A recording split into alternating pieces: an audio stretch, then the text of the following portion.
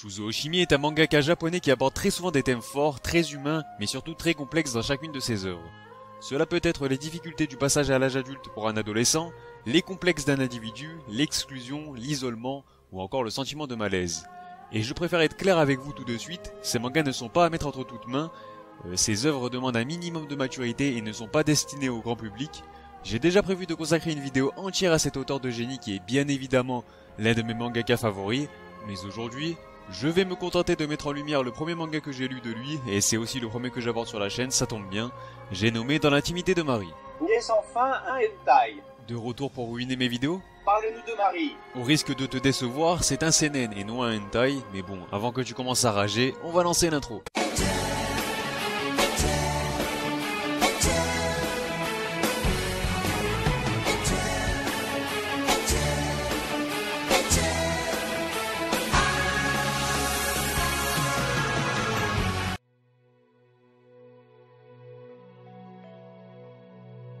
Dans l'intimité de Marie, ou de son titre original Boku wa Mari no Naka, est un manga japonais écrit et dessiné par Shuzo Oshimi. Il a débuté en 2012 dans le magazine Men's Action avant de se compiler en un total de 9 volumes aux éditions Futabasha pour le Japon et Akata en France, que je remercie pour m'avoir envoyé la série. Et donc de quoi ça cause? Quand Isao Komori est allé à Tokyo pour suivre ses études à l'université, il s'imaginait déjà une nouvelle vie de rêve, jeune adulte indépendant avec tous ses potes de fac. Mais sans vraiment comprendre comment ni pourquoi, le voilà déjà seul. Désabusé, il finit par vivre reclus chez lui. Son seul petit plaisir est d'aller à la supérette du quartier pour y admirer la magnifique lycéenne qui s'y rend tous les jours. Mais un soir, alors que comme d'habitude il la suit jusqu'à chez elle, il est un peu chelou le type, mais bon. Un curieux événement se produit, la lycéenne remarque sa présence et Isao se réveille alors, un matin comme les autres, dans la peau de la jeune fille. Il devra désormais se faire passer pour Marie, la fille la plus populaire du lycée. Un nouvel enfer quotidien commence pour le jeune homme, tandis qu'une énorme question subsiste, puisqu'il est entré dans le corps de Marie, où est passé l'esprit de la jeune fille? Bon, m'en dis pas plus, je sais que si tu n'as pas encore lu le manga, rien qu'avec ça, il y a de quoi susciter ton intérêt et éveiller ta curiosité. On va donc commencer cette critique par le premier point que je trouve très plaisant et qui revient toujours de façon récurrente dans les œuvres de Shuzo Oshimi, ses thèmes abordés. Et encore, ce ne sont pas les thèmes abordés en question qui me plaisent forcément, mais c'est plutôt la façon dont il les aborde que ces thèmes le deviennent. À travers chacune des œuvres de cet auteur, on sent qu'il y apporte ou veut apporter une part d'expérience personnelle. Comme il le dit en postface du premier volume de Dans l'intimité de Marie, il a eu l'idée de dessiner ce manga car selon lui, la femme incarne la moitié du monde, de ce fait en tant qu'homme, on ne perçoit le monde qu'à travers un regard masculin et on ne pourra jamais le voir avec des yeux de femme. Et inversement, une femme ne peut pas voir le monde à travers un point de vue masculin. Oshimi a donc eu l'idée de se servir d'une fiction pour imaginer un univers où il pourrait pénétrer cette fameuse vision du monde de la femme en incarnant un esprit masculin dans un corps de femme qui lui est impossible dans la réalité. Et c'est ça que j'aime chez lui. Il aborde des thèmes certes peu ouverts au grand public de base, mais en plus de ça, il y apporte sa propre touche, une touche qui rend chacune de ses œuvres uniques. De plus, il n'est pas seulement question de changer de sexe, c'est aussi penser, agir, ressentir, se tenir et vivre comme une femme. Ici, dans l'intimité de Marie, on va donc suivre le quotidien de Isao Komori, un jeune puceau littéralement exclu de la société, mais quand je vous dis exclu, mais le mec c'est une sous-merde, dans un corps de femme et même dans le corps de la femme qui le faisait fantasmer jusqu'à présent. Et c'est à travers ce protagoniste que l'auteur va essayer de nous montrer que la vie d'une belle jeune fille n'est pas forcément de tout repos, que ce soit les problèmes de règles, les complexes physiques où tu sens que ce qui intéresse les autres jeunes, ou pas même pas forcément les jeunes, n'est pas forcément ton fond ou ta personnalité, mais bien ton apparence. Ainsi on va se rendre compte à travers le regard d'Isao depuis Marie, que les amis de celle-ci sont en réalité bien hypocrites. Shuzo Oshimi porte donc un regard très intéressant sur le regard de la femme, comment elle voit le monde, comment le monde la voit, sa complexité ou plus simplement les rapports humains. Ici il sera donc question d'appartenance. Le sexe détermine-t-il ce qu'un individu doit être ou ce qu'il est? Conclusion, vaut mieux être hermaphrodite. Non mais attendez, imaginez juste 2 secondes. Un matin vous vous réveillez dans le corps du sexe opposé, quelles seraient vos premières réactions? Je pense que je me verserai du café sur le torse en criant Yameteku Dasai Olivier Giroud. Imaginez ensuite que vous devriez désormais vivre dans ce corps tout en vous faisant passer pour la personne concernée. Et impossible de dire aux gens, mais j'ai un gros boob normalement, je suis pas Marie, je m'appelle Étienne et je lisais des fanfictions Guts X Casca hier soir. Non, vous passerez juste pour un fou, enfin même pour une folle du coup. Tout ça pour dire que je trouve encore une fois les thèmes et sujets abordés très pertinents, très complexes, et on sent qu'Oshimi tient à garder cette complexité. Et encore dans Marie, forcément vu que c'est un homme, il n'a pas pu apporter une part d'expérience de vie réelle dans son œuvre. Là il s'est contenté de raconter l'histoire d'un type qui se réveille dans le corps d'une jeune fille, et qui doit désormais vivre comme une fille, et c'est sujet à sa propre interprétation, mais même là j'ai trouvé ça intéressant. En revanche, si je prends l'exemple de Shino Wadashi, sa dernière œuvre en date, dans celle-ci on sent qu'il y apporte vraiment une part de son expérience de son enfance.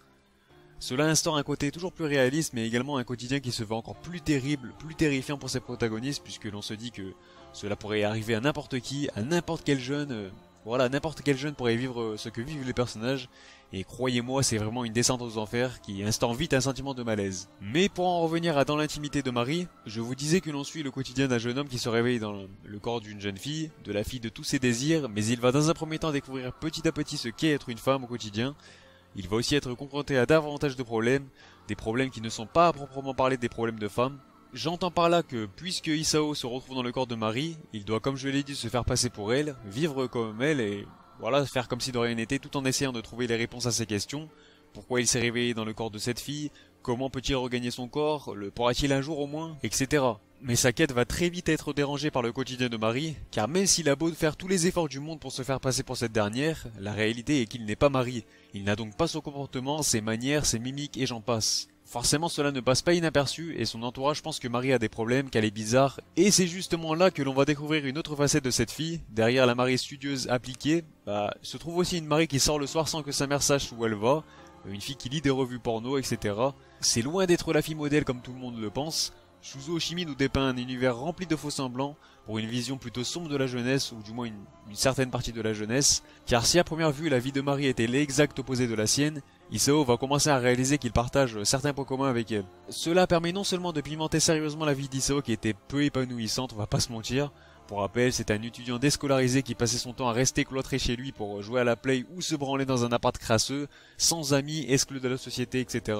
Mais là, il se retrouve indirectement au centre de l'attention, et de ce fait, la réaction de l'entourage de Marie pimente dans un premier temps sa propre vie, mais également le scénario. L'évolution de ce personnage en demeure donc très intéressante et on a envie de le voir évoluer, de le voir avancer dans sa quête pour retrouver son corps. En tant que lecteur, on se demande comment il va faire, par où il va commencer à chercher, quelles erreurs va-t-il commettre et quelles seront les conséquences de ces dernières sur sa vie, mais également sur celle de Marie, et ça c'est important, car forcément, puisqu'il est dans son corps, il est responsable de cette dernière, et ses actes ont de ce fait des incidences directes sur la vie de Marie.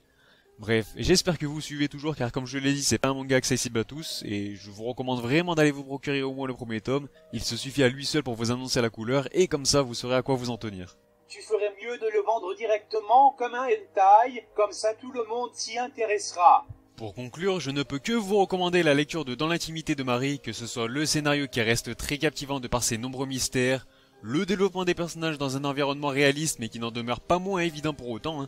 Comme je l'ai dit, l'auteur joue beaucoup sur les faux semblants, la jeunesse est vraiment représentée de façon peu enthousiasmante, ou du moins on s'attarde sur les côtés sombres de celle-ci. J'insiste également sur le fait qu'au début on pense que Marie est l'opposé parfait d'Isao, puis au fur et à mesure que ce dernier en apprend plus sur elle, il découvre qu'ils partagent beaucoup de points en commun et c'est ainsi qu'il apprend à la connaître. Mis à part ça, comme je l'ai dit, l'évolution d'Isao Komori reste très intéressante à suivre, car au début de l'histoire il est tout autant déboussolé que nous lecteurs.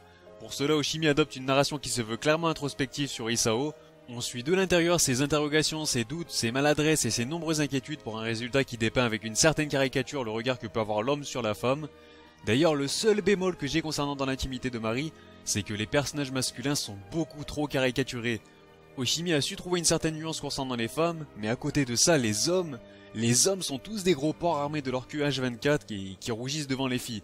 Je trouve cela un peu dommage car même si pour ma part ça reste anecdotique, il est vrai que ça peut gêner certains et si vraiment je devais vous partager un point noir, ça serait bien celui-ci. Et encore il s'agit éventuellement d'une possible subtilité de l'auteur puisque l'on découvre avant tout l'intimité de Marie et c'est donc sa vision de la vie qui nous est présentée, ou du moins on nous présente la vision de Marie à travers Isao. De ce fait il interprète à sa manière la vision de Marie et là ça devient encore plus subtil. En tout cas, le fait de découvrir pas à pas avec Isao le pourquoi du comment il s'est retrouvé dans le corps de Marie reste assez plaisant à suivre et cela rend le scénario toujours plus intriguant. Je tiens quand même à toucher quelques mots sur le style de dessin de Shuzo Oshimi, un style très épuré qui met toujours en avant la mise en scène par les dessins. J'entends par là que les expressions des personnages parlent d'elles-mêmes. Oshimi n'a vraiment mais vraiment pas besoin de nous étouffer de dialogue pour nous faire ressentir les émotions qu'il souhaite. Ce type est un génie, son découpage est divin, il n'hésite pas à décomposer chaque mouvement pour rendre toujours plus vivants ses personnages. Et de ce fait, leurs émotions sont d'autant plus réalistes. Mais s'il y a bien une chose à retenir avec cet auteur, c'est que derrière la banalité de l'apparence, les personnages ne le sont pas vraiment et le contexte dans lequel ils évoluent ne l'est pas forcément non plus. Après, même si Oshimi a un style que j'affectionne, ce n'est pas dans Marie qu'il exprime pleinement toute sa créativité. Niveau mise en scène, ressenti, folie et malaise, il est encore allé beaucoup plus loin dans Happiness par exemple, mais on aura l'occasion d'en reparler prochainement. En tout cas, dans l'intimité de Marie, c'est du lourd et comme son titre le laisse penser, il s'agit d'une lecture qui se démarque des autres et qui mérite à mon sens toute notre attention. Sur ce, la vidéo est terminée, n'hésitez pas à donner votre avis sur cette dernière et sur le manga dans les commentaires. S'il y a des fans d'Oshii dans les parages, faites-moi signe car ce serait un réel plaisir de parler de cet auteur avec vous. Je vous invite à liker si la vidéo vous a plu, histoire de me faire gagner un peu plus en visibilité, et à vous abonner pour ne pas manquer les prochaines critiques. Sur ce, moi je vous dis, on se reverra!